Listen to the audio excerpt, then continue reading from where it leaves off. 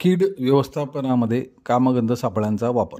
सर्वेक्षणासाठी 4 ते 5 कामगंध सापळे एका हेक्टर क्षेत्रासाठी आपण या ठिकाणी लावावेत आणि हे सापळे लावताना आपल्याला पिकाच्या उंचीपेक्षा 1 फूट उंचीवर अशा पद्धतीने हे सापळे आपल्याला त्या ठिकाणी लावायचे असतात.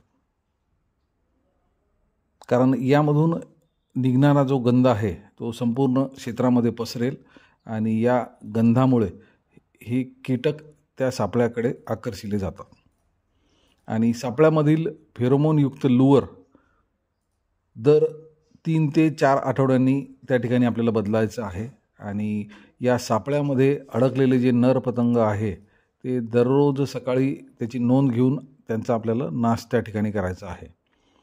पतंगांची संख्या जर आपल्याला सतत 3 ते 4 दिवस आर्थिक नुकसान पातळीपेक्षा जर जास्त आढळली तर आपल्याला त्वरित नियंत्रणाचे उपाय त्या ठिकाणी योजायचे आहेत.